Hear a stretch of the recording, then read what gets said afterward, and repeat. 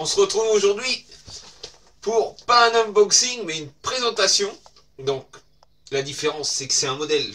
J'ai pas la boîte, j'ai pas la notice. Je pourrais sortir la notice facilement avec internet, mais on va parler de la machine et deux trois trucs en même temps général au type de véhicule. Donc là aujourd'hui on va présenter, enfin, je vais vous présenter une voiture. Là c'est vraiment pas une nouveauté, c'est plutôt même le contraire on va dire. Maintenant c'est très dur à trouver et la plupart du temps c'est même plus maintenant collection que utilisable quoi. Donc je vous présente Traxxas Funny-Car. Alors qu'est-ce que c'est le Traxxas Funny-Car? Et ben en fait c'est en gros, on pourrait presque dire un Scale en dragster. C'est la réplique d'une Funny-Car ou d'un Top Fuel. On dirait plutôt un dragster Top Fuel mais avec une carrosserie qui existe en vrai, donc qui était sous licence. Hop, donc là c'est le John Force, donc c'est un pilote de dragster américain j'ai vu. Et donc la voiture existe en vrai. Donc c'était vraiment comme les vrais, avec un châssis très fin, très fin avec les petites roulettes, les roues arrière bien larges qu'on reparlera après.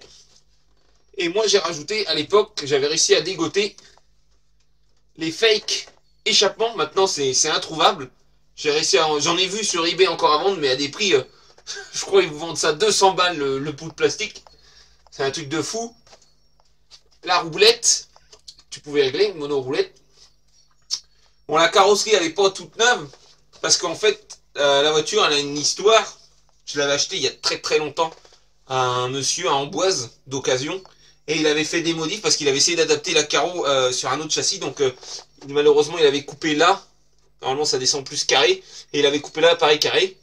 Et il avait fait deux trous là, que moi j'ai rebouché avec des stickers. Ensuite, donc cette voiture, je l'ai gardée, on va dire, un petit moment. J'ai essayé de la faire rouler, j'ai mis les options échappement. Je l'ai revendu à un ami, qui lui, il s'en est pas servi, il l'a mis en exposition. Et là, l'autre fois, il me parle, il me dit, bah écoute, je vais la vendre, est-ce que ça, tu veux la racheter? J'ai dit, bah vas-y, moi je te la reprends, parce que maintenant que c'est introuvable, c'est une belle voiture de collection. Donc je l'ai rachetée. Il n'y avait plus la radio, je sais plus si je l'avais fourni ou pas, mais il n'y avait pas la radio. J'ai réussi à me trouver une TQ, c'est une TQI, normalement c'était une TQI rouge. Donc j'ai réussi à en retrouver une sur le bon coin, à 25 €, fallait juste changer l'interrupteur, je l'ai changé, impeccable. Et donc, à l'époque c'était monté là-dessus, donc sur une TQI, mais rouge, donc tu pouvais pas mettre le module Bluetooth. Et donc tu avais la direction, les gaz-freins, le trim, et en fait le petit bouton il te servait à plusieurs modes. Au milieu, tu avais le mode stage, ils appelaient. C'est-à-dire, je te ferai voir parce que je vais brancher une batterie. Ça faisait du cogging et ça la faisait avancer très lentement comme les vrais pour la mettre sur la ligne de départ.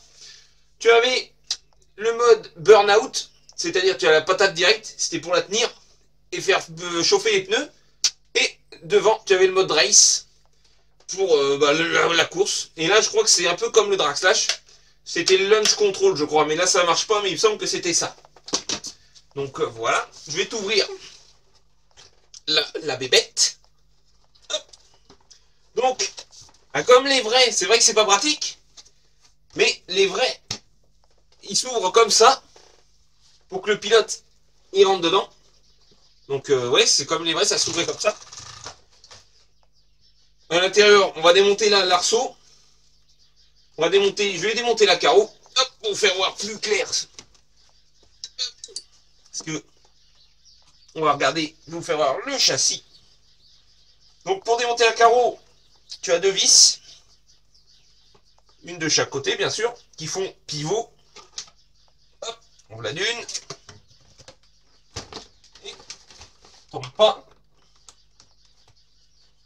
Je te démonte la deuxième.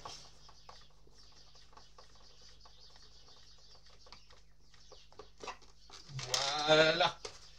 Hop. Je t'ai démonté la carreau. Et comme tu peux le voir, fixation ici de la carreau avec les deux. Et à l'avant, le clips avec le pare-choc intégré. Après, c'est un dragster. Normalement, c'était pas supposé prendre de choc. C'est supposé faire de la ligne droite. Tu vois? Donc voilà, la carreau, la belle carreau. Qu'on trouve encore sur eBay, mais à des prix pareils, des trucs de fou. Et tu tombes sur le châssis. Et voilà. Avec le fait que tu saut dans le moment où le pilote se met. Bon là c'est ton rangement de batterie, donc ce qui était pas mal à l'époque. Hop, tu levais, tu mettais ta batterie. Tu avais cette partie-là en option plus basse pour mettre soit en 2S soit en 3. Parce que tu pouvais mettre, tu avais 2 crans à l'intérieur. Donc comme je te disais, les fake échappements que moi j'avais rajouté. En électronique dessus, c'était un ESC Castle jusqu'à 3S maximum. En ampérage, je ne sais plus si c'est un 90 ou un 100 ou peut-être même un 120. Je sais plus trop. Le moteur, c'était pas mal la motorisation. C'était un 2400 kV. Un 36, 36 combien? Peut-être 36,74 déjà. On va mesurer ça. Non, 36,70 le moteur en 2400 kV. Donc un choix assez intéressant. Le cerveau, moi je l'ai changé parce que d'origine, poète, hein, pas terrible. Et j'ai réussi à en trouver un. D'origine, c'est ça comme cerveau. À la taille, c'est pas un micro-cerveau, attention. Hein. C'est plus petit c'est plus gros qu'un TR4 ou celui d'un TX4. En fait, c'est la même largeur, mais c'est plus long et en dents plastique. La référence, c'est le 2080, celui-là. Et moi, j'ai réussi à trouver sur AliExpress un équivalent pour le HD. C'est le T5R. Donc là, j'ai un cerveau de meilleure qualité, boîtier alu, pignon métal, et en plus, il est bleu comme l'origine, impeccable. Donc ça, c'est une bonne nouvelle. Donc les roulettes à l'avant, j'en ai des neuves. Donc tu vois, c'est des roues, on va style un peu du bandit normalement, avec les roulements directement intégrés dedans. Et tes amortisseurs, en gros, c'est ceux des 1/16e. Moi, j'ai refait les huiles parce que j'ai mis un peu plus dur. Et puis, comme il datait, tu vois, hop, à l'avant, c'était trop réactif. Donc, moi, j'ai raffermi. Et à l'avant, en fait, c'est un système, on va dire, un peu de basculeur. Tu vois, on va dire, ton point de pivot, tu vois, au lieu que l'amortisseur soit ici, il est mis ici. Et en fait, tu vois, quand tu remontes, tu viens appuyer ton amortisseur comme ça. Ça fait le même principe, sauf que tu gagnes en fait sur le châssis. On le voit bien. On gagne vachement de la place parce qu'ils sont lotis à l'intérieur du châssis. Là, bon, le fake réservoir, le châssis style strié, comme les vrais, hein, vraiment, vraiment bien fait à l'époque. C'était une belle machine. Et ton pot, c'est un pont en fait, tu vois. Tu as une rotule ici qui te permet de le bloquer, on va dire, en position basse. Mais il est libre de mouvement comme ça. Mais dans ce sens-là, il n'y en a pas. Une grosse barre stable, des liens de pont réglables. Et en fait, ton moteur est pris, si tu veux, tu n'as pas une démultiplication dedans. Tu as ta grosse couronne, c'est une couronne énorme. De je crois 60 ou 70 dents. Ton petit pignon moteur. Et en fait, ta couronne est prise sur ton différentiel en gros. Ça fait un peu comme une pancar en fait. C'est le même principe qu'une pancar, mais en plus gros. Pour être en prise direct avec le moteur. Et je sais pas quand, à l'époque quand ils ont fait, j'aimerais bien faire, il faudrait que je fasse mon queue. Parce que tu es quand même, tu vois, assez dur sur l'huile. Et tu crampes direct. Et là tu entends, c'est le moteur qui fait ce bruit-là. Le moteur a des bons aimants. Mais par contre les pneus c'est une catastrophe. Les pneus d'origine c'est vraiment, ils sont beaux, mais pas du tout efficaces. Franchement, c'est pour ça que je pense que ça n'a pas bien marché. Parce qu'à l'époque on avait des pneus qui étaient pas terribles. Puis il n'y avait pas un choix, c'était pas encore développé, on va dire. Là, ça s'est vachement démocratisé, mais c'est sur des bases de short course de roues motrices. Que là, on a vraiment une base vraiment spécifiquement dédiée au dragster. Donc c'était assez intéressant, mais esthétiquement, hein, c'est beau. Hein. C'est beau. C'est beau. Moi, je l'ai acheté plus pour ça. Mais on fera quand même un run, mais j'attends. Dessus, on est en exa normalement de 14. Hop, je vais vous démonter une roue pour vous faire voir. On est en exa de 14. Et au sujet du coup des pneus. Des pneus. Les gars du sud. Tiens, ils tombent et les coups. Hop, exa de 14. Mais sans déport, tu vois. tu n'as pas, c'est 0 offset. Non, c'est l'inverse, c'est un offset. Quand c'est ça, un offset. Hop, là tu vois bien le carter. Donc exact 14. Et moi, ce que je vais trouver sur le bon coin, des bons pneus. Alors là, qui sont, tiens, ils se collent déjà entre eux, qui sont excellents. C'est, hop, c'est les pneus Traxxas Drag Slash. Alors ceux-là, pour les avoir essayés déjà, ceux-là ils collent. Mais le problème, Exat 12, ça c'est pas un souci. Tu peux mettre des Exat 12 de TRX4. C'est le même diamètre à l'intérieur. Mais, tu vois bien, là il y a quoi, un demi-offset. Et là il y a un offset, donc ça va pas. Si je monte mes roues, tu vois, hop. Tu vois, je peux même pas déjà, tu vois, je suis trop à l'intérieur en fait. Du coup, j'ai commandé des élargisseurs pour pouvoir élargir ma voie et mettre les roues pile poil comme ça. Et là, on pourra faire un essai avec cela, ce sera vraiment bien. Parce que honnêtement, ceux-là, en 3S, c'est des patinettes.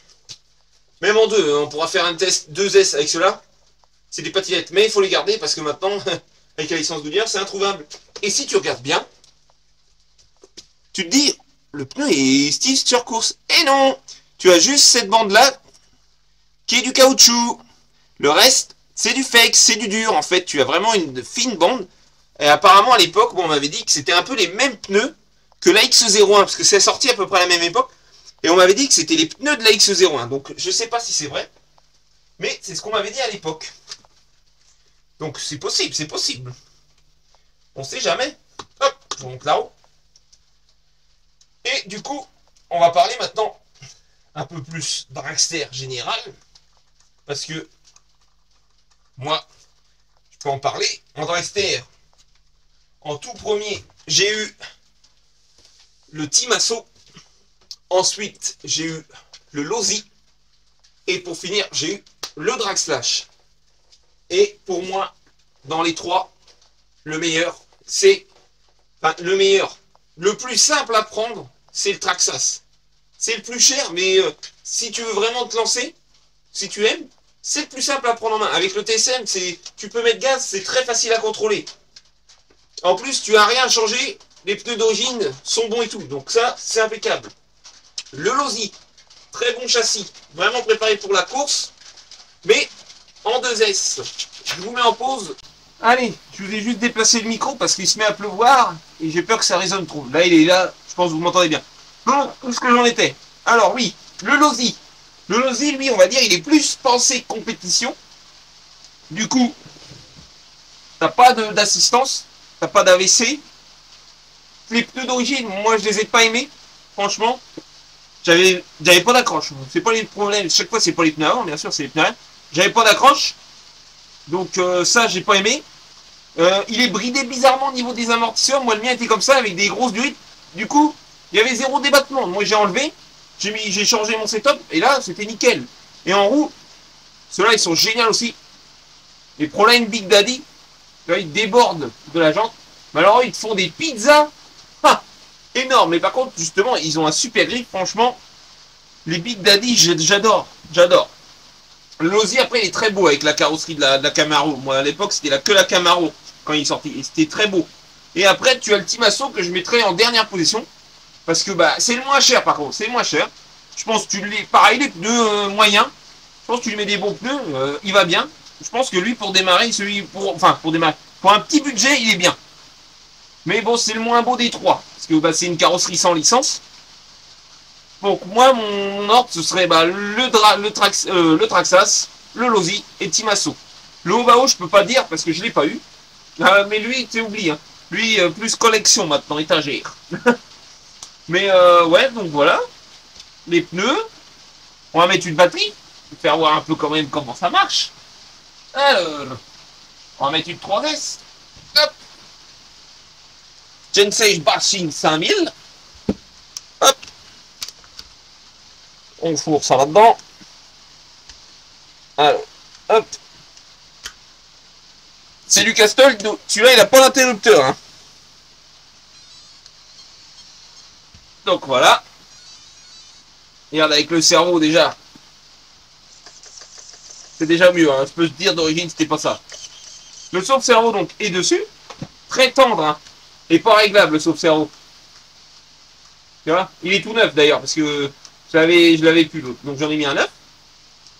Hop.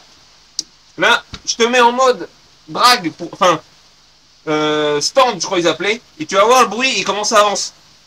Là, je suis à fond. Tu vois, puis le bruit qu'il fait. Regarde. Ça, c'était marrant, t'avais l'impression qu'il y avait le V8 de démarrer. Hop.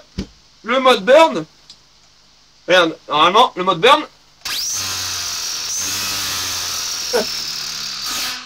Ça adore le bruit aussi, frère. Et le mode race. Tu vois, le mode race, tu pars un peu plus progressivement. Tu vois, regarde, là je mets gaz à fond. Hop, voyons voir si je fais ça. Ça part là. Et tu vois, ça part plus doucement que le mode burn. Tu la mets, gaz.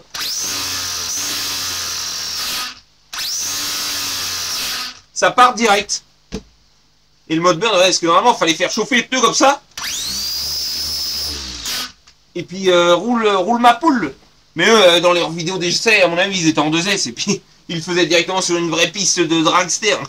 Une piste de dragster, l'enrobé, c'est pas le même, hein, il colle. Hein. Là, ça colle pas. Donc, voilà.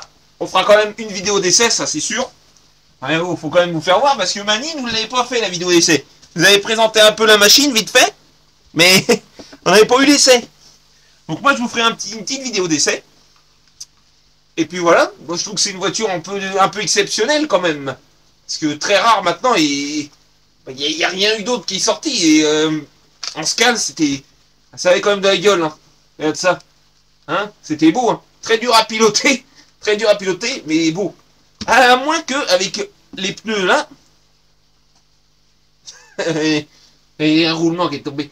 À moins qu'avec ces pneus-là, ce soit efficace. Hein. On verra bien. Hein. Parce que ça se trouve, ouais, ça va changer du tout au tout. Parce que là, gomme dure, gomme tendre, à mon avis, ça va changer. Allez les amis, c'était une petite présentation donc, de la machine. À acheter d'occasion. Allez, topette les amis.